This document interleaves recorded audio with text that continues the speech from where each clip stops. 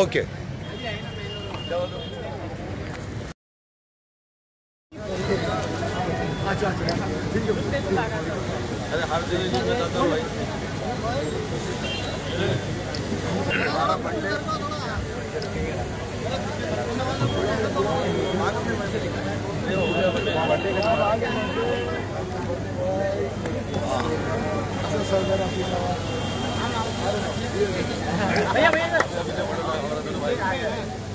ये बहुत सही.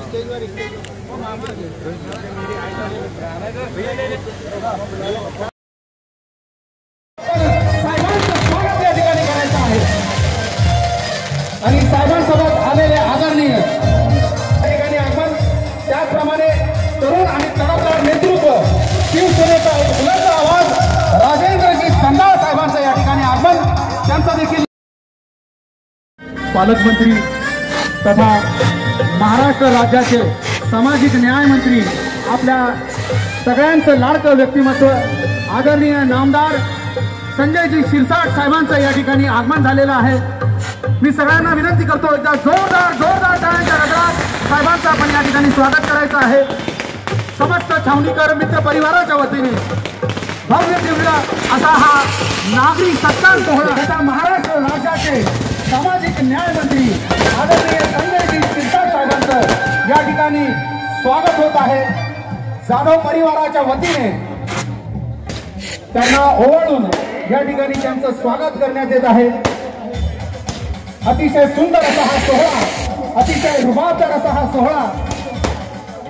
खरं तर हा ऐतिहासिक दिवस छत्रपती संभाजीनगरचे लाडके पालकमंत्री तथा महाराष्ट्र राज्याचे सामाजिक न्याय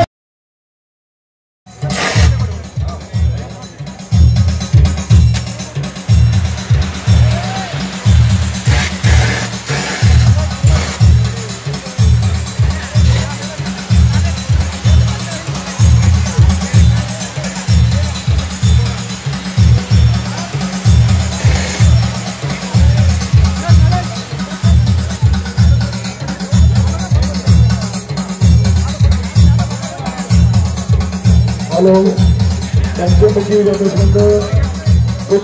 मंडल व्यक्ति ऐसा इंसान जो कार्यकर्ताओं के साथ, कार्यकर्ताओं के दम के ऊपर, कार्यकर्ताओं ने जो मेहनत ली उसको सपोर्ट करके उनकी पीठ थपथपाने वाला और उनके लिए लोहा लेने वाला, ऐसा मैंने एक लीडर मेरे 44 साल के अंदर पहली बार देखा कि जिनको जो कार्यकर्ताओं ने उनके लिए मेहनत करी उसने बोल के दिखाया. कोई बोल के बताता नहीं या निवडून आलो ठीक है तुमचे आशीर्वाद.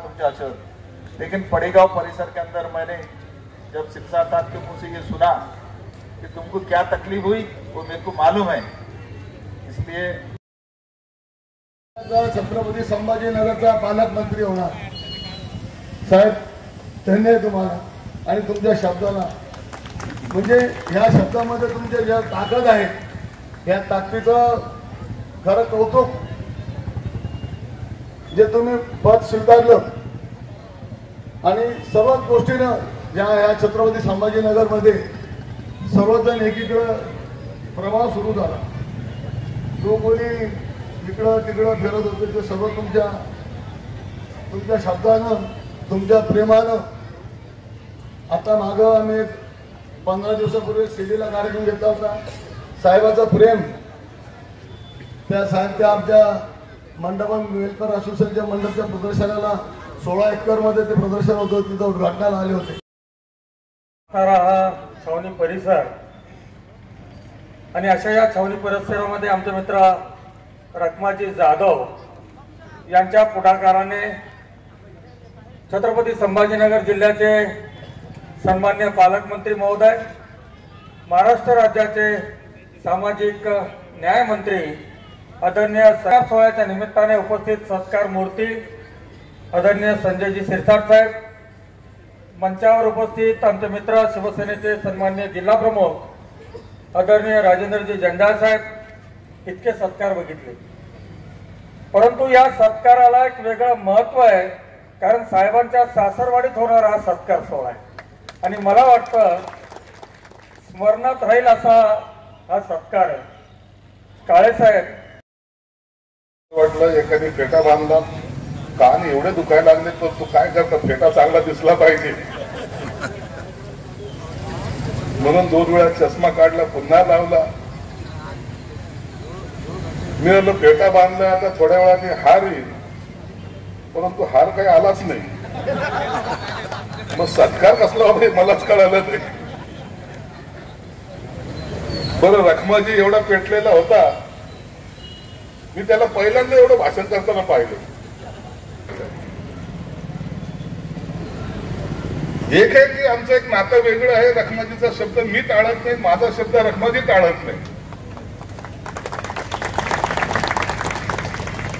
दुसऱ्या एका मोठ्या नेत्याची सभा इथं सांस्कृतिक मंडळावर होती.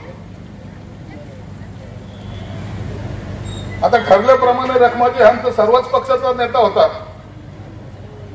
त्याला त्याची आता ऑर्डर आली. मला विचारतो, भाऊ काय करायचं? अरे ते तुझा व्यवसाय आहे, तो तुझा धंदा आहे. कोणत्या पक्षाचा नेता कोणासाठी चेंज करतो त्याच्याशी काय घेणं देणं, तू काम कर. परंतु त्याच्या मनामध्ये पुन्हा पुन्हा शंका येत होती की मी जाऊन त्या स्टेजवर काम केलं होतं, पण त्या स्टेजकडे काही गेला नाही.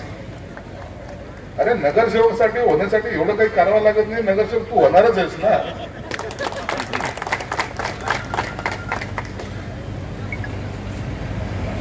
आणि म्हणून मी त्याचा शब्द कधी टाळत त्याला वेगवेगळ्या माध्यमातून मी तुमच्याकडे येत असतो. छावणीने ती पाहिजे म्हणशील इतका कसं अशा माणसाला आपली पूर्वी द्यायची का? मी या डिलक्स बेकरी मधून 90 पैसे डझनाचे तोच घेऊन जायचो, सकाळी विकायचो, त्याचे 1 रुपया 20 पैसे व्हायचा. आमच्याकडे कोंबड्या होत्या घरी, पुलावर जवळच ते कोंबडी विकत घेणारे लोक अडवायचे. 20 रुपये देतात का 25 रुपये देतात, असं वाटायचं पुढे गेलं का आणखी रेट वाढेल म्हणून. बाजारात बसतं तर आणखीन रेट वाढेल म्हणून. 4 आण्याचं त्या टायमाला होता, बाजारात घुसायचा, ते देऊन बसायचं. आता जो माणूस मला छावणीच्या पुलाजवळ भेटायचा तो त्या टायमाला 20 रुपये देता का 25 रुपये देता का म्हणून द्यायचा. मला वाटलं 26-27 रुपये भेटतील. 5 वाजेपर्यंत कोंबडी विकल्या जात नव्हती, त्याच माणसाला मी 18 रुपयाला विकायचो. आता हे अनुभव तुम्हाला माहिती आहेत का?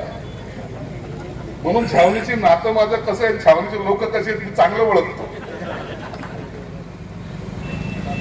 एक सगळं जीवनामध्ये अनेक गोष्टी आपल्या घडत असतात.